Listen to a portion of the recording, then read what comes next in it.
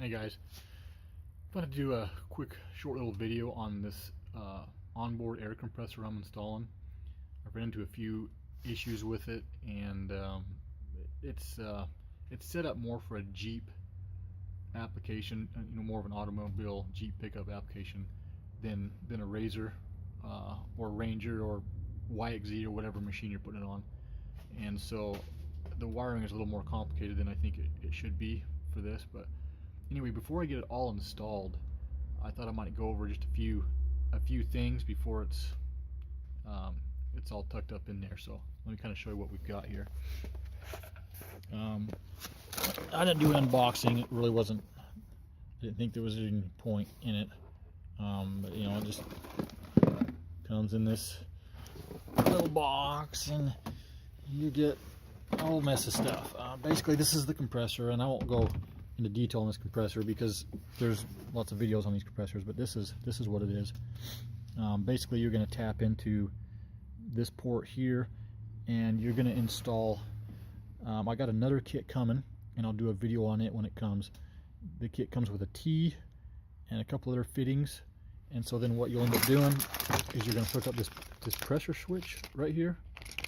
You're going to hook that up to the T and the other stuff, and it's going to go right into here. So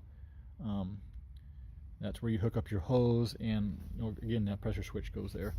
And then there's a little flat air filter type thing that goes on here. So that's, but on this thing weighs like just under 7 pounds. It's pretty heavy, and it feels like a pretty good compressor. I have never used one of these, so we'll see how it does. But it's supposed to be pretty impressive for its size, and it's definitely seems to be built with some quality. So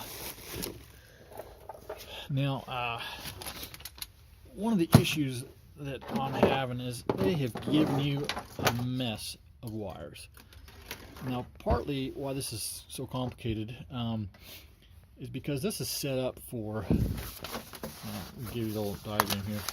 This is set up for actually three switches. You've got your main on and off switch, and then you've got your rear locker and front locker.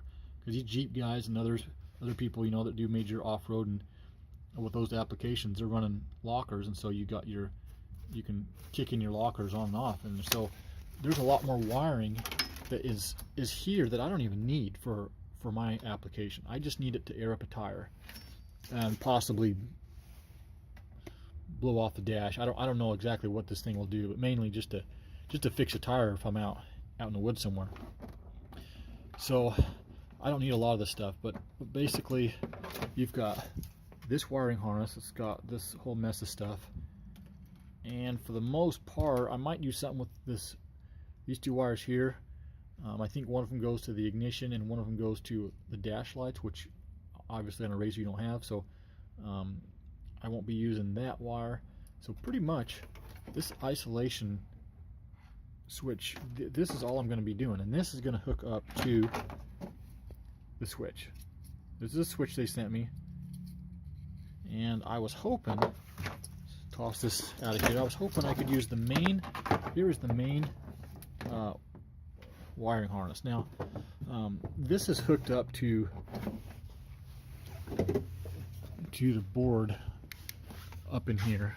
See how I've got it up in there. I just ran it right back through there, and it goes up around here, and I'm sure you guys can figure it out if you start looking, but it goes up in there anyway. You got your positive and you got your ground. Okay, and then your next thing is this fuse.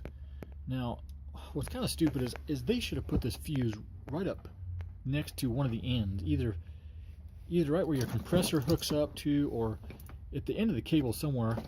Now, I originally tried to hook it up to my battery. Okay, you can see the battery back in there. Well, being it's a 4-seater, this has to go clear up in here, and there's a long ways for it to go, and the cord wasn't long enough. And I didn't really want to make it more complicated and add more wires, so I figured, well, I should be able to run it up to that block up front and just do it that way. But if I would have done it the other way, this fuse would have ended up coming out right here. It had been sitting right in here somewhere. So if this fuse blew and I needed to replace it, I'd have to take this covering off. So it just seems kind of dumb. Generally, when you're dealing with stereos or anything, these big fuses are right at the beginning of the wiring harness, or sometimes at the end, usually at the beginning. So anyway, that was a little irritating. But then the harness comes to this group of wires here. Now this group of wires here, where I'm not using the other lockers, I have these go to the pressure switch, and the pressure switch has two prongs on it, and it doesn't matter which way which one of them gets hooked, I guess, because being a 12-volt system, I don't know. But anyway, the video I saw said this doesn't matter which way these get connected to that. So you got that, and then you got this right here, and this hooks up to the compressor itself. And then you've got this relay. Now I taped mine up, plugged it in, taped it up, try to keep some of the water out of it. And then off of that you have this little wiring mess here. Basically it comes to this here. Now what this is made for is you hook it up and you hook it to this second wiring harness. Okay, well it should be easy if you could just hook this right up to the switch and mount your switch up in the dash somewhere and be done with it. But no, that isn't the way it works. And I was trying to figure that out, and the instructions aren't real clear. So anyway, basically you are going to have to use, no matter what, even if you're just using it to turn the compressor on and off, you are going to have to use this other wiring harness. And so that looks like what I'm going to have to do. I've called them and they said, yeah, that's what you've got to do. So anyway, that's where I'm at now. Now I'm waiting on a couple I'm waiting for the bracket, and I'm waiting for that some of those other components for the compressor. Now the bracket, I'm not sure exactly where, but the bracket is, well, that doesn't do me any good, I guess. But anyway, as you can see, this compressor sits right up in here somewhere. There's a bracket that you get from a different company. ARB does not sell this bracket, so I actually bought this kit from Amazon, and then the bracket I had to buy directly from a company, I believe out of California, that sells the bracket. So the bracket goes up there, then the compressor mounts to the bracket, and so it's a pretty nice little system tucked into there. It's just kind of a complicated wiring mess. So anyway, this is what we've got going on here, and I will do another video